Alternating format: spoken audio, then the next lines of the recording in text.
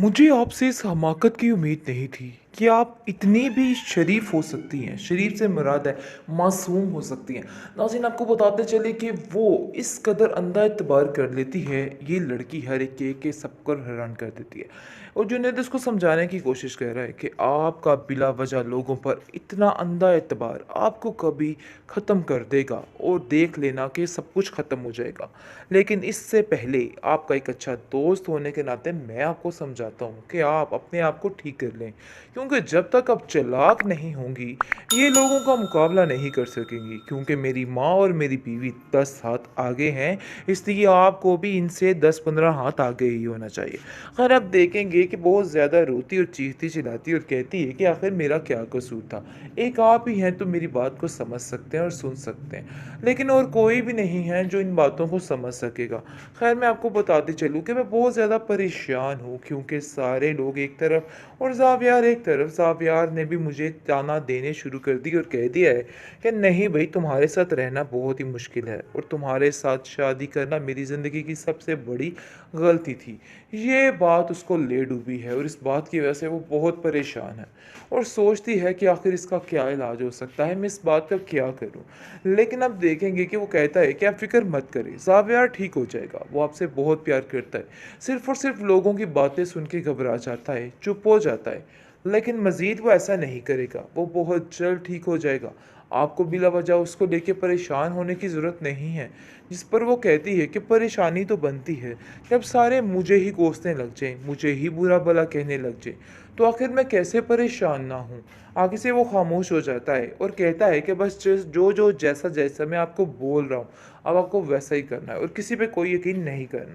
नहीं, आप किस चीज़ का दिखावा कर रही हो इस घर में? इस घर में तुम्हारी कोई भी जगह नहीं है और चाहते हुए भी तुम अपनी जगह इधर नहीं बना सकती हो।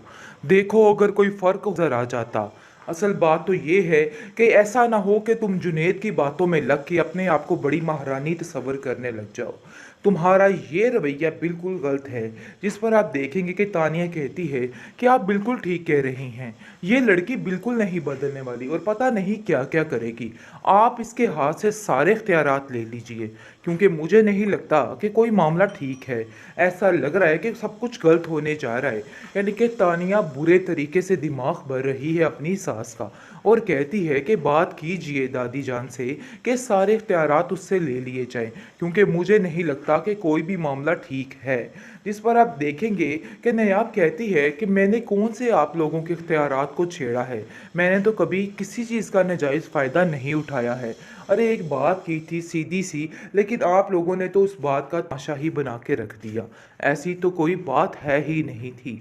लेकिन आप देखेंगे कि वो मानने को तैयार ही नहीं। ज़ावियार कहता है कि कोई ना कोई ऐसी बात तो ज़रूर है, लेकिन इतनी पुरानी हमारी मुलाज़मा झूठ कैसे बोल सकती है? तुमने ज़रूर कुछ किया होगा। मुझे पहले दिन से ही शक था कि तुम ये हरकतें करोगी और देखो आज वही हुआ है। तुमने वही कर दिखाया जिस चीज़ का हमें डर था। जिस पर वो कहती है मेरा यकीन माने, लोगों की बातों में आके आप अपने आप को इस तरह से क्यों ख़राब कर रहे हैं? मैंने कुछ भी नहीं किया, आपको मेरी इस बात पर यकीन करना होगा।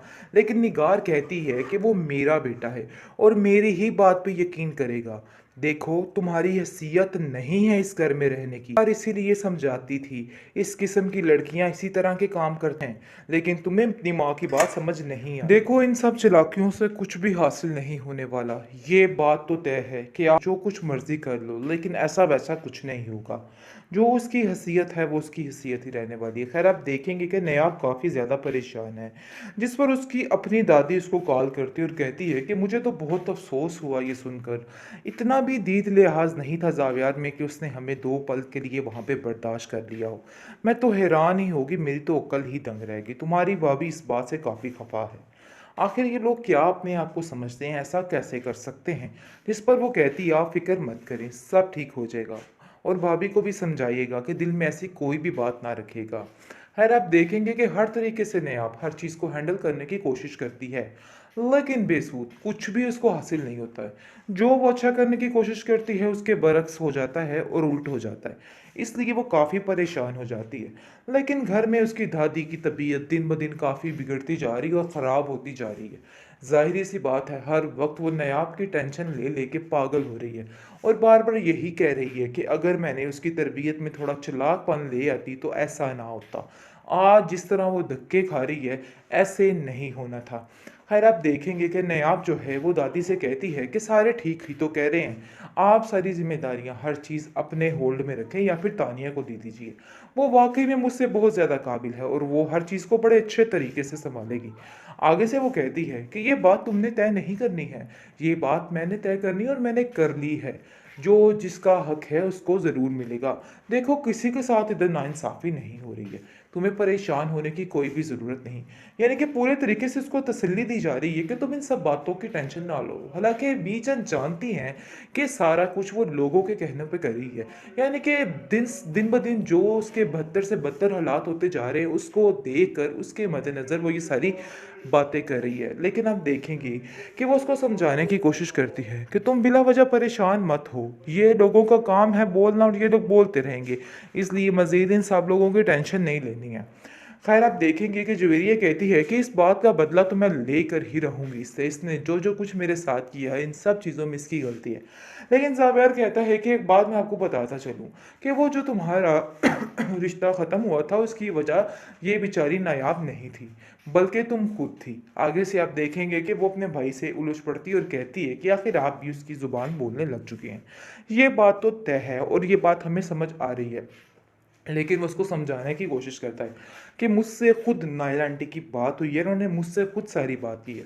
इसलिए किसी पर बिला वजह तोहमत और इल्ज़ाम लगाने से बेहतर है कि अपनी ज़ुबान को बंद रखा जाए और मज़ीद इस तरह की कोई भी बात आइंदा से तुम नहीं करोगी।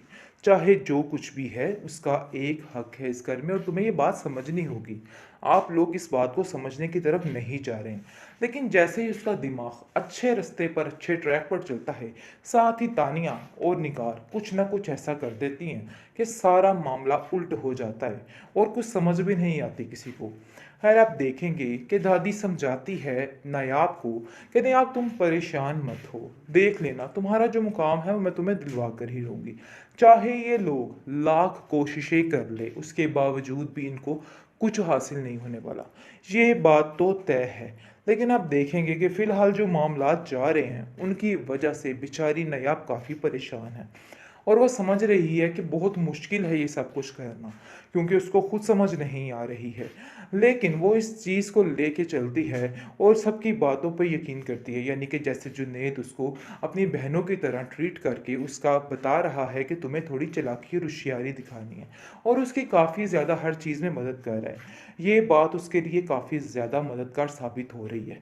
लेकिन दूसरी तरफ दादी भी हर मुमकिन कोशिश कर रही है कि हर तरीके से इसको सेव किया जाए और इसको थोड़ा होशियार बनाने की कोशिश की जाए।